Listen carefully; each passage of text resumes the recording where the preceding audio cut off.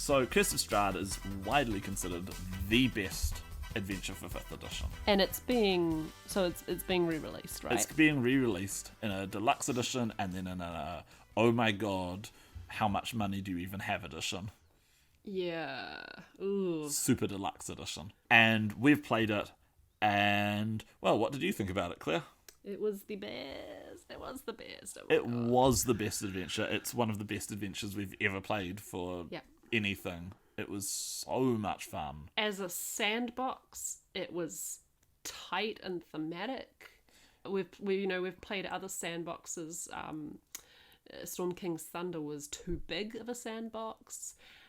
Tomb of Annihilation there was a time limit on it, so you couldn't play around in the sandbox as much. There's as a lot of empty space in that one, and there's a lot of empty space. But Barovia is such a tight little sandbox.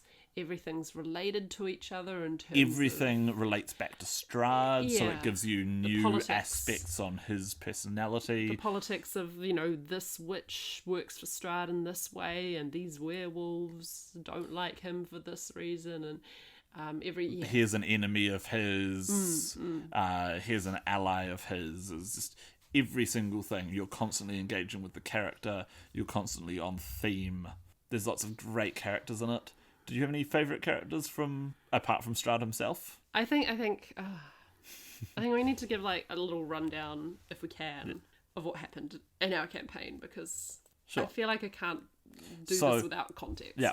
So in our campaign, there's gonna be spoilers, by the way. We've already given a spoiler warning. I know, but if this is clipped on YouTube, then in our campaign we did it with one GM, that was me, and one player, me, playing Derwin, who is my Steve Irwin pastiche druid.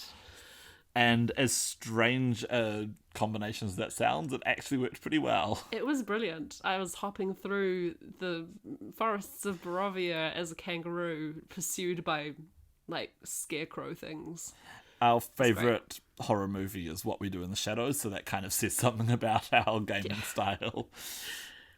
It was great to have, the relentless optimism of Derwin against the just utter sublime existential crisis that is Gothic horror. So, because we only had the one player, what we did was we let Claire recruit a lot of the NPCs in the adventure as the members of her party. So people like Ismark and Irina and Donovich the priest, whose son is a vampire in his basement. Okay, let's do things roughly in order. So, Derwin's just minding his own business, suddenly mists everywhere, and he finds himself in Barovia. He's not where he was before. Oh my gosh. Goes into the little village there, and this guy called Ismark rocks up and is like, hey, help, my sister is being stalked by Strahd. But then get pulled into this haunted house that literally... Death house. It won't go into it too much detail, but it eats Ismark. So he's dead. Derwin gets spat out and is like, oh crap, my new friend just got eaten, and he said something about his sister. I better go find his sister before she dies. So in the adventure as written, once you go through Death House, that's the end of Death House. But there's hints that it will come back later, and so we decided that rather than have Death House be one and done at the beginning of the campaign and Ismark just be dead, Ismark's soul was being eaten by the Death House, which started repairing itself over the course of the campaign, and so that was a place where we came back to later on to finish off. So Derwin's looking for allies.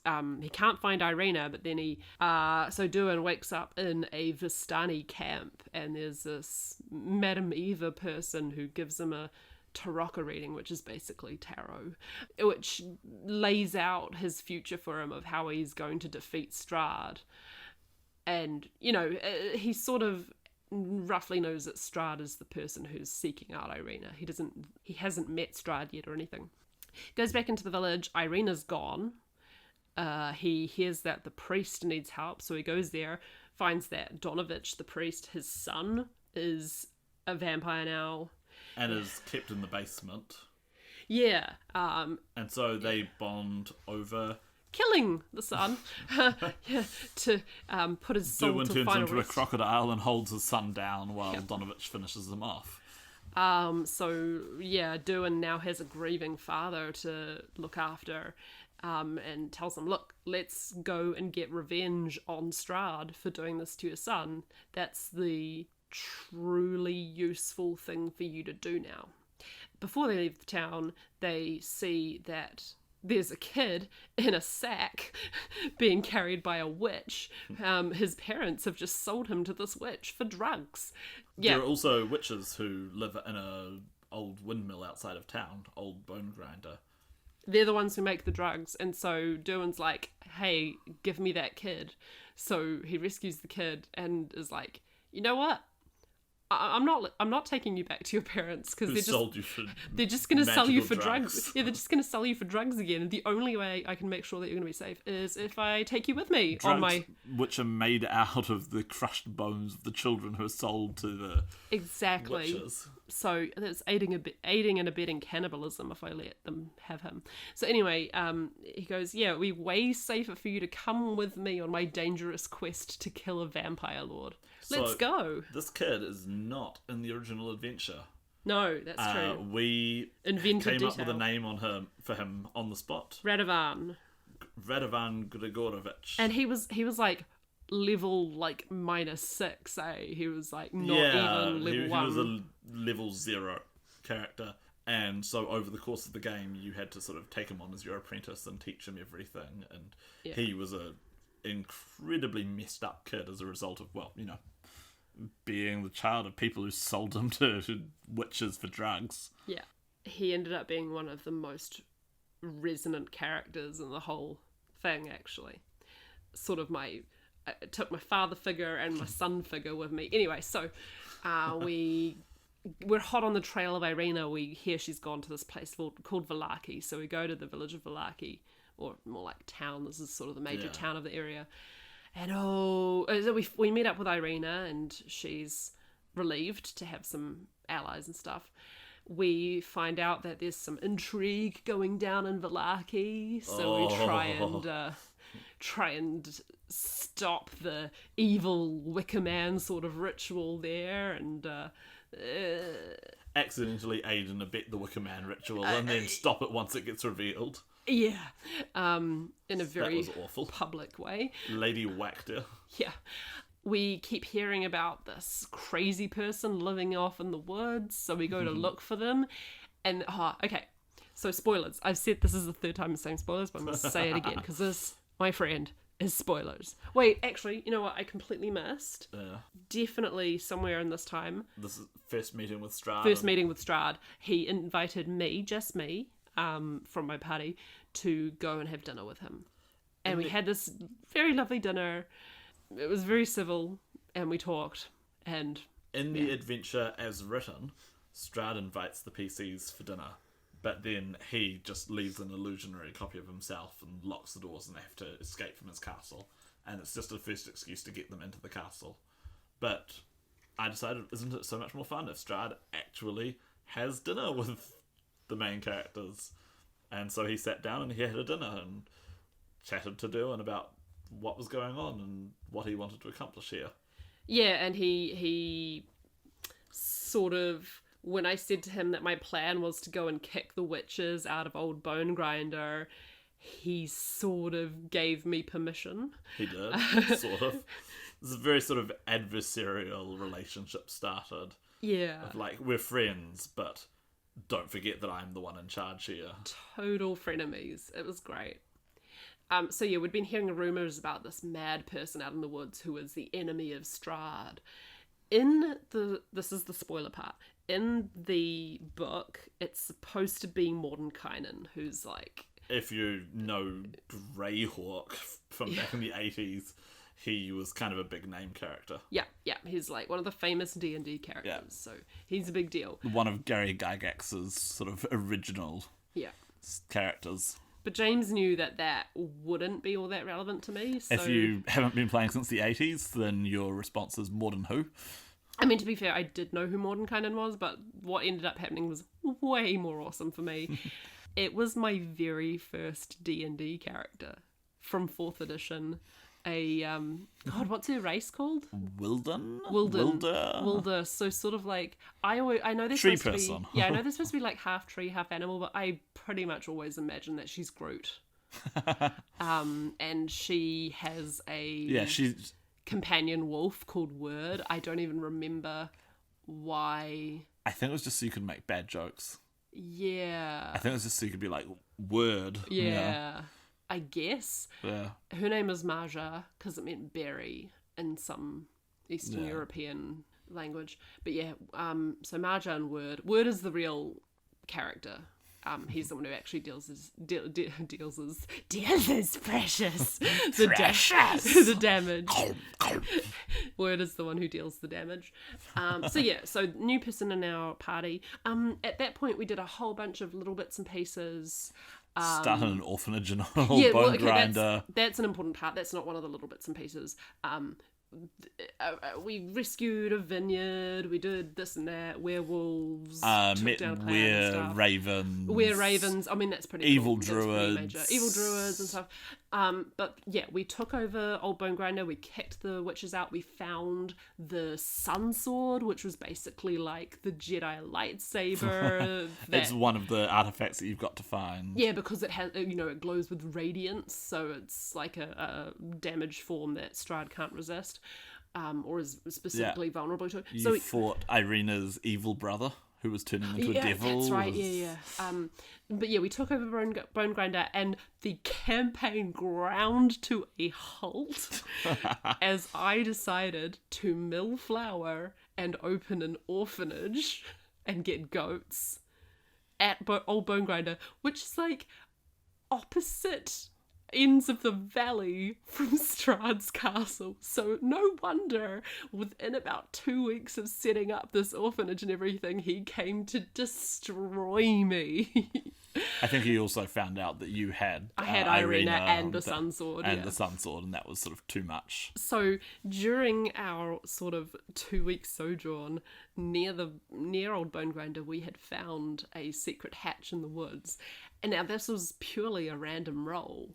So again, like the random sort of encounter with Radovan, James had to invent some really interesting detail here. I tied it into Strahd. Oh, which he had made me read as if I had found it in character, as if I had found Strahd's diary. In the adventure, you find Strahd's diary, but it's just 1 page long. So instead I went, here is Strahd's actual diary.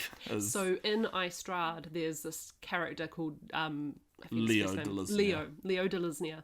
So James made that random hatch in the forest be the secret underground lair of Leo de Lisnia, who was like long dead now, but he had been setting up like an underground resistance to Strahd, and he had been trying to forge the ultimate arrow of vampire slaying. The ultimate vampire stake / crossbow bolt.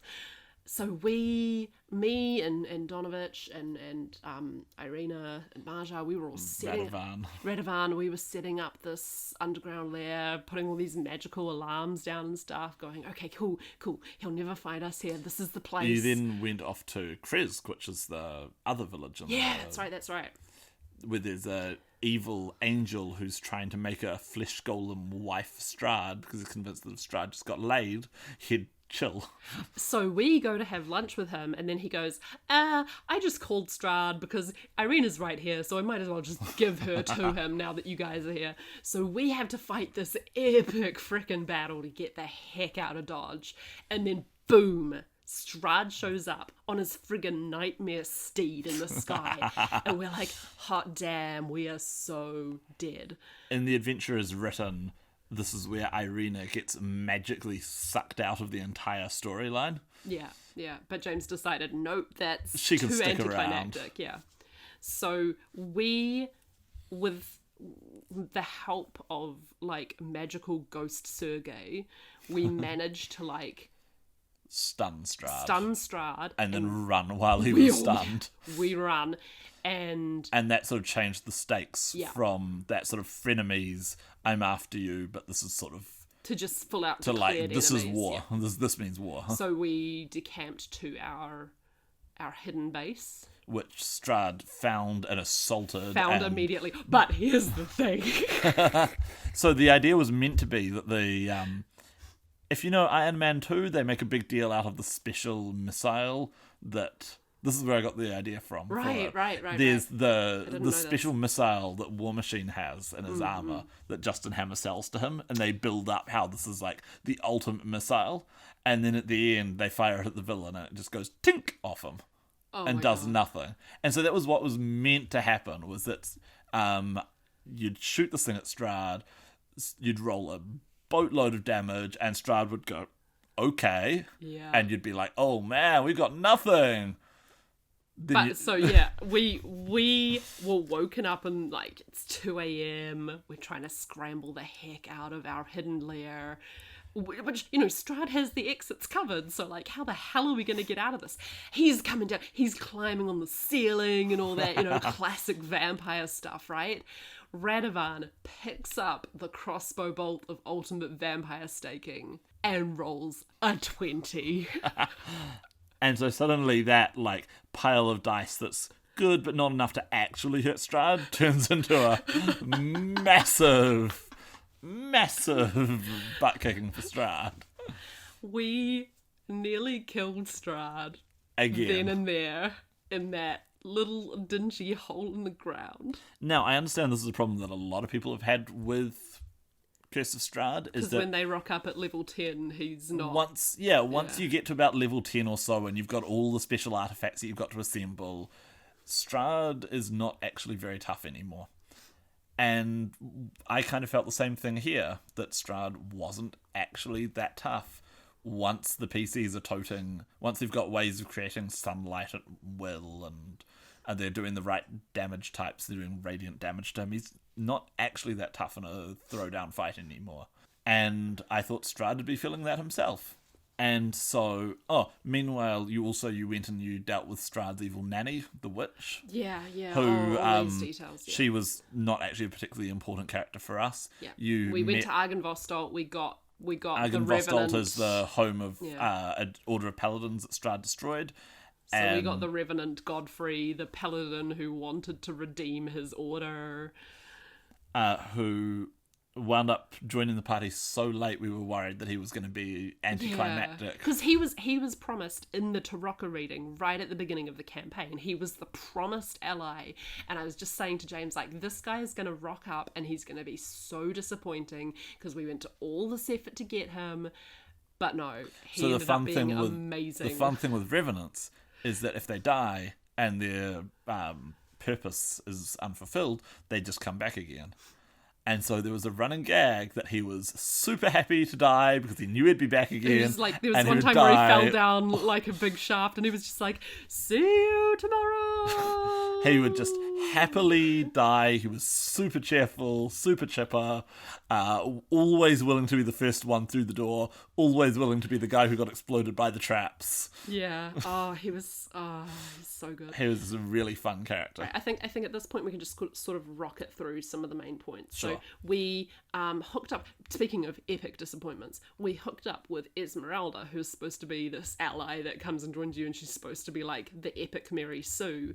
She actually was being like really disappointing for us. It was really weird. It was like the opposite of what we also met up with Rictavio, who secretly is Van Richten, who is a major sort of meta plot character from the old Ravenloft setting. But then what you had sort of happen, Peter Cushing style. You changed him a bit. You made him awful. So one of the things that I found, this is my sort of big bit of advice for running Curse of Strahd, and it's the thing that made the game pop for us. In Curse of Strahd, a lot of characters have big, convoluted backstories and motivations that have no way of going anywhere or doing anything or even appearing in the game. For example, Madame Eva, the Vistani who gives you the card reading at the beginning, is actually Strahd's long-lost sister. Yeah, that's who weird. Wants to free him from his curse by making somebody else become the new Dark Lord. And there is no point in the adventure that she will ever say that this is her goal or act upon her goal. Yeah, so you had that change. And also... Esmeralda has this goal that she will do whatever it takes. You know, she's willing to make the hard choices. Not that this will ever show up anywhere. So you combined it.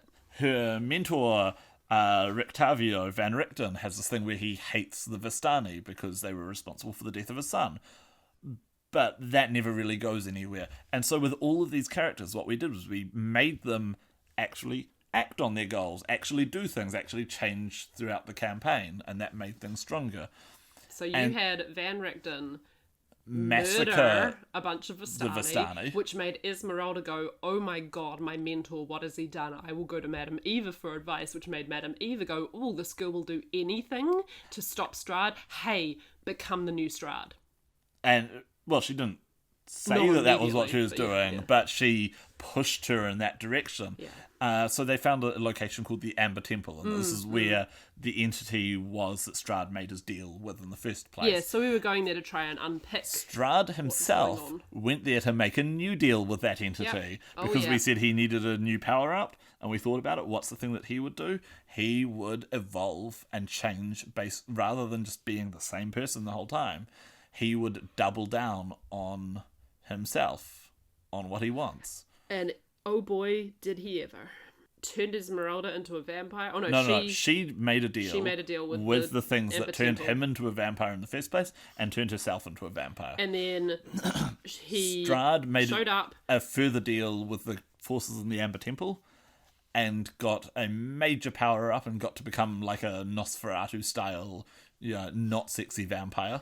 And then he disintegrated Donovich, my cleric! My freaking cleric! In a game where I'm supposed to be killing the undead! And kidnapped Irina. Right at the beginning, you get a reading for where Strahd will be, where you will have the final battle in his castle. And the reading that I got said that the final battle would be in the chapel. And when you find that the guy who is obsessed with marrying someone is going to have the final battle in the chapel, certain ideas come to mind. And So that led us to the final big... I mean, there's lots of little other things that happened. Like, Radovan did have this whole sort of arc with, like, confronting his parents and taking over... sort of leading the People's Revolution. So he wasn't actually there for the final room, the chapel. you of the have battle. to have somebody leading all the peasants with the flaming torches and the pitchforks, which was his final job. Yeah, which is, it's really funny. So, as James said before, Radovan was an invented character. He wasn't in the book, right? We grabbed a random name and a random surname from the lists that they had, and that was how we got Radovan Grigorovich. Yeah, so then when we went into the crypt later, with me, this was, now like maybe 2 months in real time, completely forgetting that Radovan wasn't in the book. We went to the crypt and we found the old, like, advisor to Strahd, who was like Stefan Grigorovich. And I was like, James, is he an ancestor of Radovan's? Oh my god, Radovan comes from, like, nobility. And James was like, Claire, we invented this Radovan. Character. Like, but okay, sure. Yes. Okay, sure. Yes, he does. Radovan is from nobility. So, in the final battle, all sorts of fireworks were flying around. Esmeralda came. Esmeralda came back after killing Madame Eva for manipulating her into becoming a vampire. And Esmeralda redeemed herself by killing herself and seriously hurting Strahd. She snapped a nuke staff on him. I forget what the staff was. of the Archmage. There we go. Nuke staff. Oh, the other subplot that we forgot to mention is you found the Wishblade under the castle. Oh yeah, we rescued Ismark. And you used the one wish to fight and actually destroy Death House once and for all. It sort of animated itself as like a haunted house elemental, and you had to fight it. The stats for a Yeti were really good for representing an animated haunted house. But you used the wish to bring back to life everybody who died in Death House, and so there was suddenly this army of adventurers showed up for Radovan to lead into the final battle. Yeah. Yeah, it was just Esmeralda, and I'm pretty sure... Oh no, I remember seeing it. Donovich showed came up back in from the saint dead form as a saint, and to save me when I was on my last legs. And yeah. But we managed to take down your much leveled up Strahd and save Irina, and then Strahd, misted out and turned, went down to the crypt, and I had to like follow him and then confront him in his coffin, where Duin pounded the stake in, and Strahd woke up and started pleading and crying, and because ultimately, vampires are pathetic parasites that just put on a really good act. I'm still like so affected by this memory. It was such a moment. Irina went off to heaven with the ghost of Sergei, and the final moment was canonized, and Radovan became the new leader of Barovia, and the final moment was Duin just having a quiet moment, just reflecting about the one person who he sort of became a friend with but couldn't save. Yeah. Strahd himself. Which leads us into so Duin, he left Ravenloft, So having at killed this point Strahd. we should talk about there was a point to us doing all that sort of sum up, and for me it wasn't just getting excited about a really, really good game that we I swear played. it wasn't just memory lane. No. My point was to illustrate, like, even though it is a really good story that they've put together, There are you tweaks and change changes things, that you can put into it. And the main things that I did was I made the NPCs much more proactive about having goals and relationships and acting upon them. They never got to take agency off the players. It was always Claire's story. I made Strahd even more present, which is hard given that he shows up on like literally every second page in that adventure.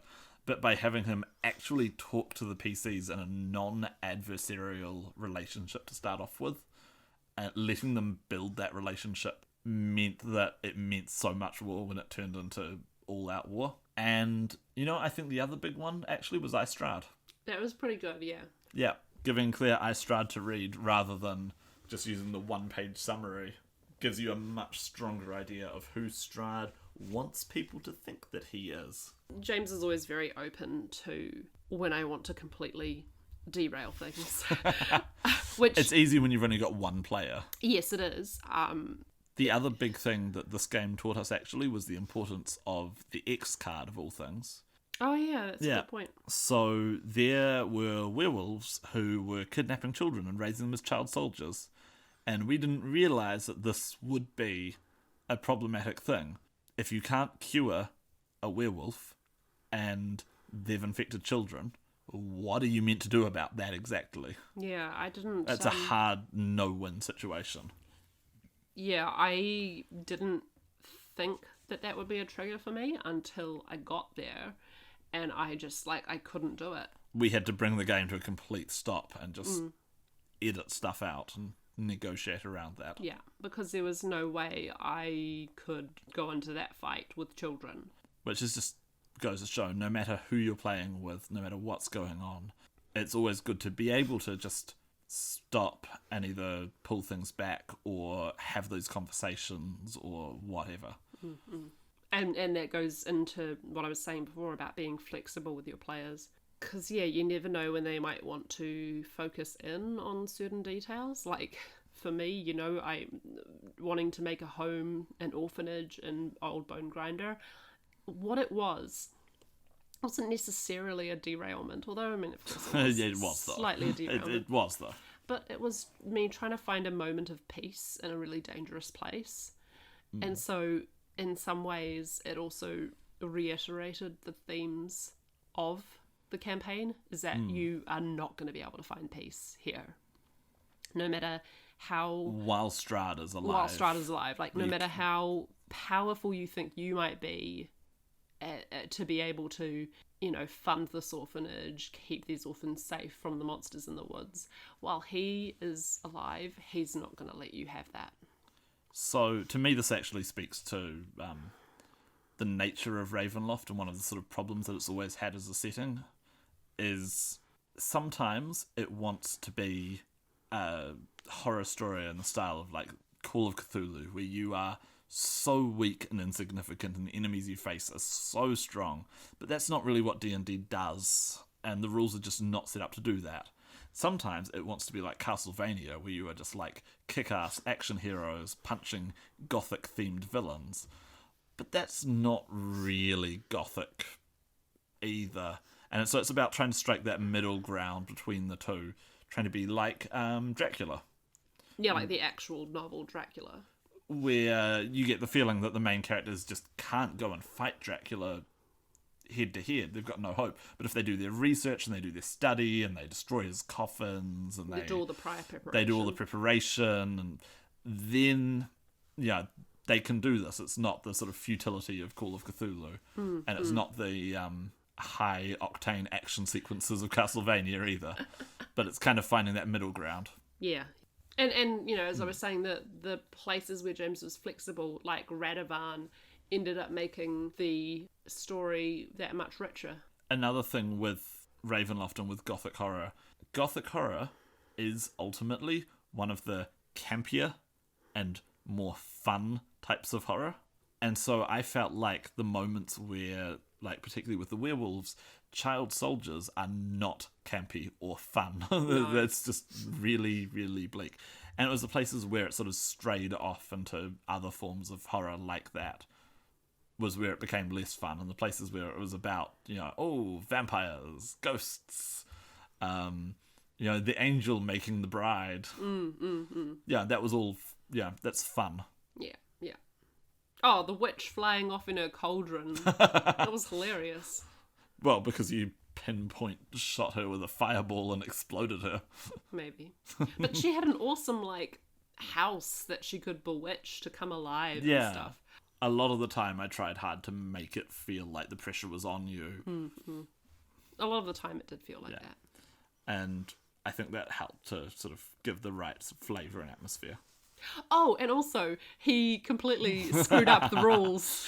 This was fairly early on into our playing of 5th edition, and so I made a mistake about how resting worked. So what was it? That you don't get your full hit points back when you do a long rest. Yeah, I had to use my hit dice. And then I would your get my hit hit dice dice come back back every over a day. long rest, and then you... But Half that my hit kind dice of... came back. It made it feel more urgent. Yeah, it made it feel like getting hurt actually meant you had to hole up and rest for a while, as opposed to just like, my arm just came off. 8 hours later, I'll be okay. Yeah, it did end up being good. Yeah. Yeah.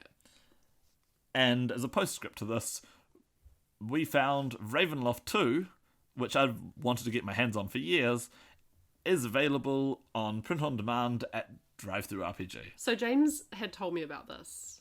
Ravenloft 2, The House on Griffin Hill. He'd told me about it and he said, there's this crazy adventure out there that you're in this seaside village and you find this alchemist in the town and his name is Strahd von Zarevich and he looks exactly like Strahd von Zarevich except he's nice.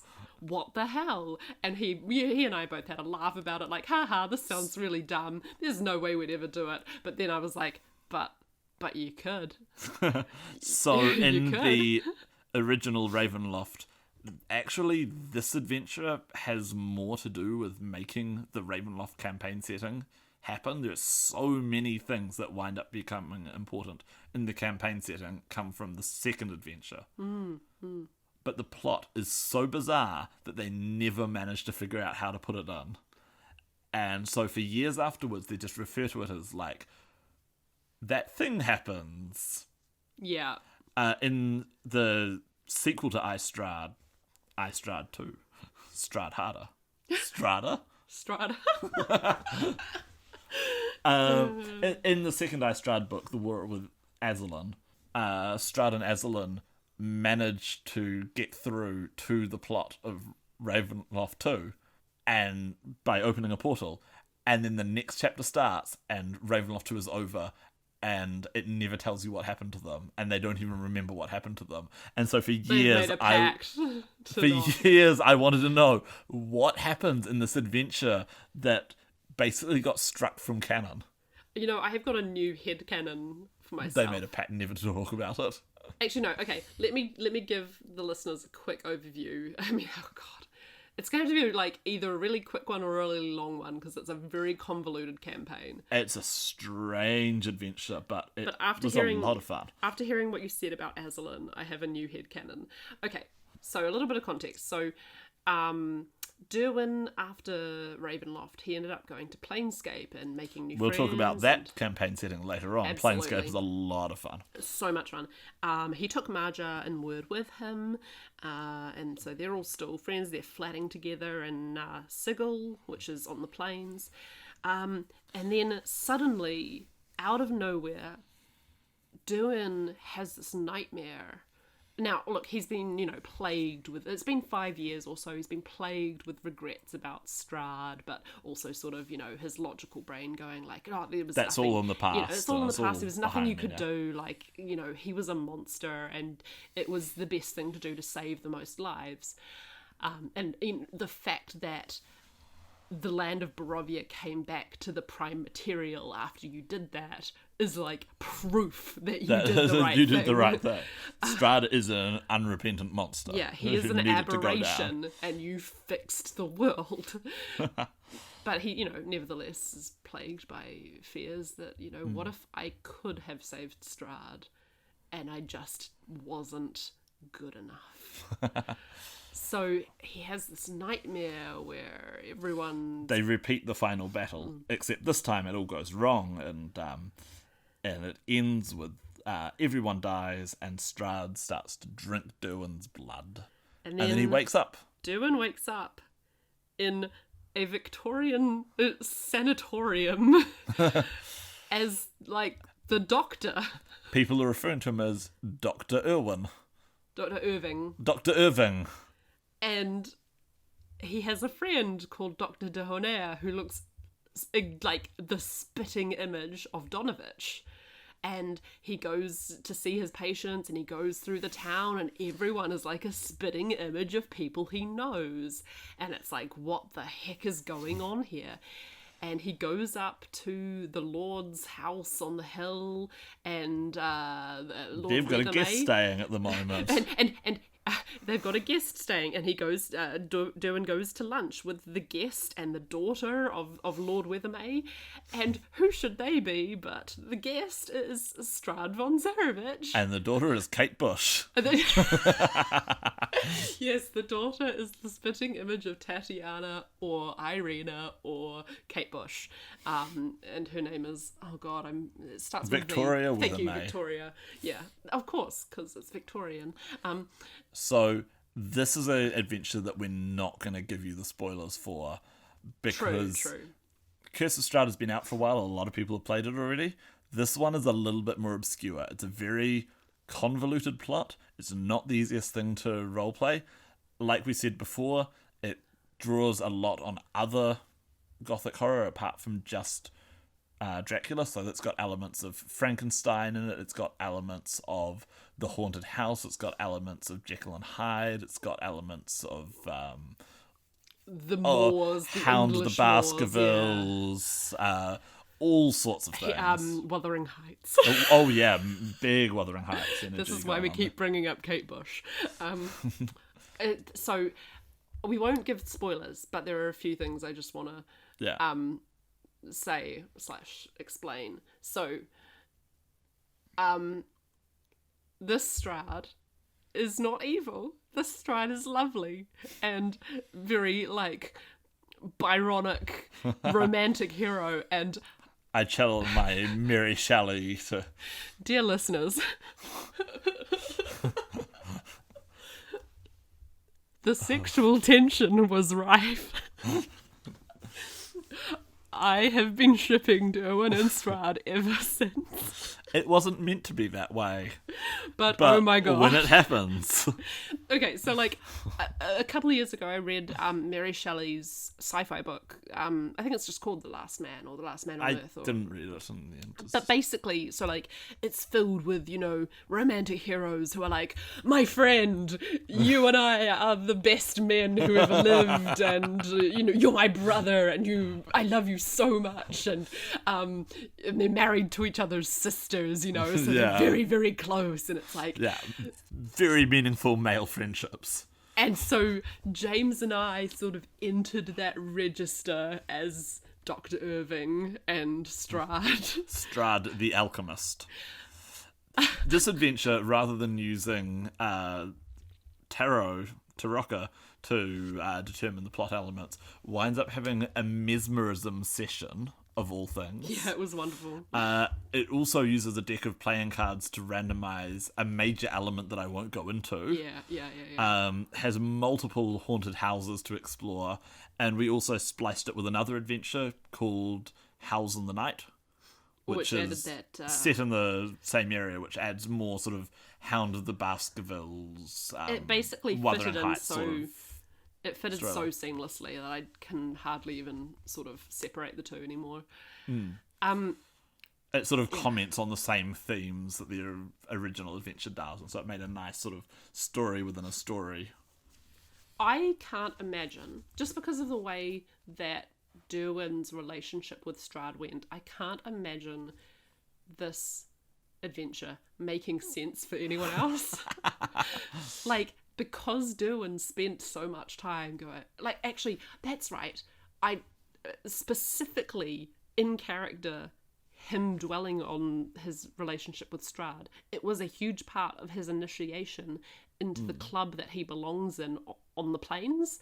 Won't go into too much detail here, but basically he's part of this club called the Sensates, and to do that you have to like share memories. They're all about experiential learning. Just try as many things, experience as many things as possible to learn and grow as a person. And so like he shared these beautiful sad memories with everyone about like all the friends he'd lost during that time. So like to have that whole backstory, and then he gets pulled into this, which, okay, so long story short, it was all a dream.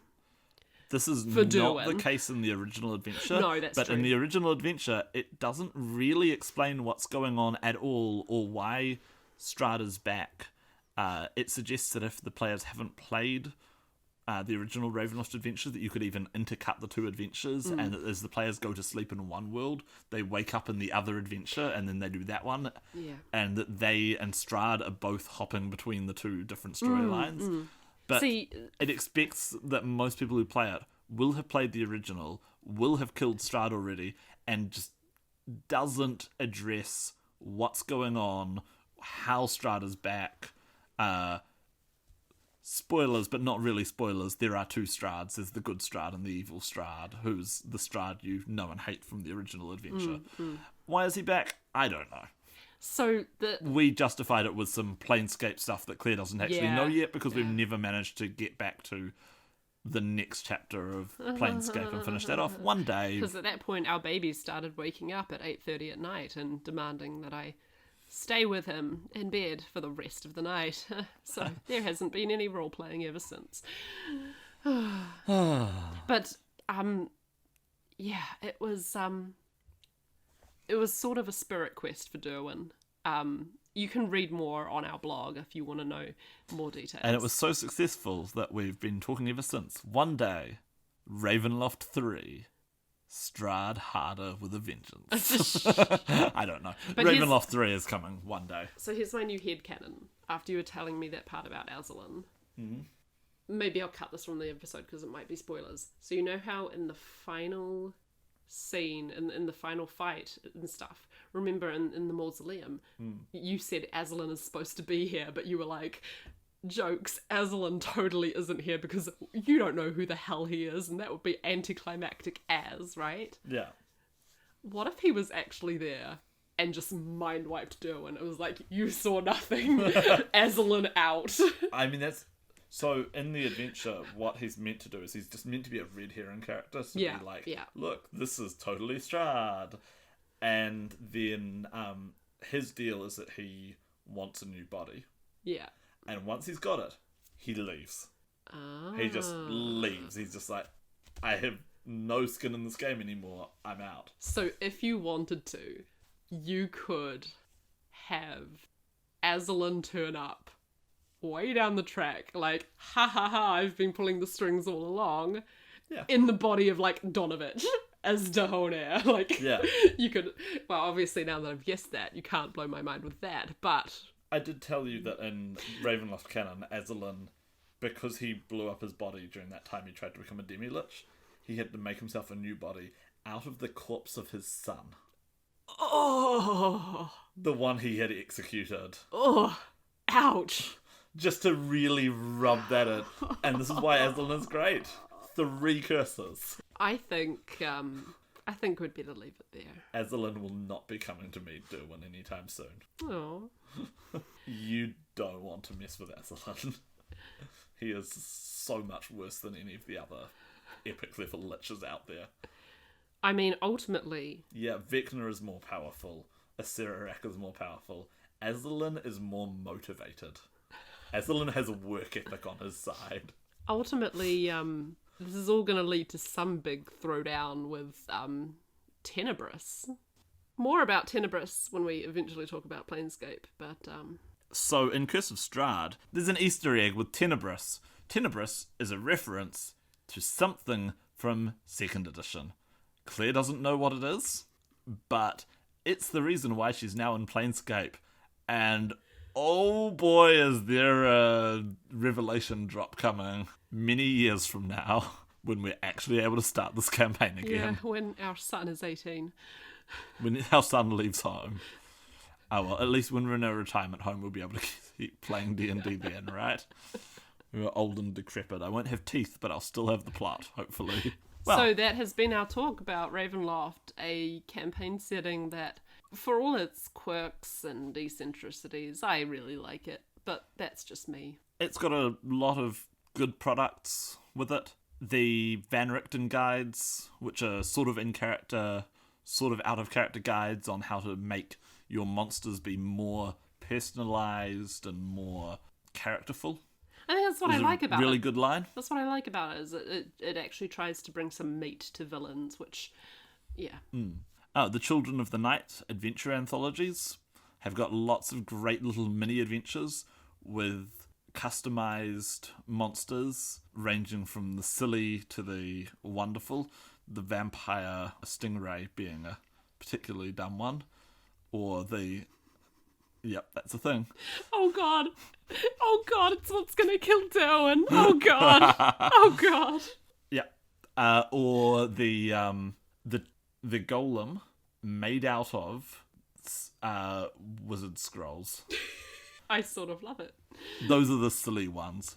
On the other hand, there's a flesh golem that's been made so cunningly that all the stitches are on the inside and it doesn't know it's a golem. Oh god, that's awful. And doesn't know why she's so strong all of a sudden, or has an iron constitution but can't keep any food down. Ugh, awful. Or the alpha vampire who is desperately fighting to keep his soul as he strays further and further away from his good alignment. There's a lot of really good products. There's some real stinker adventures, but there's some great ones as well. There's some really good supplements as well. It's a really fun world. Well worth checking out.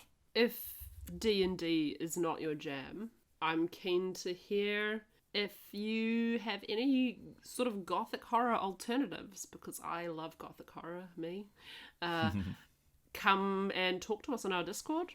We've got a channel about role-playing games.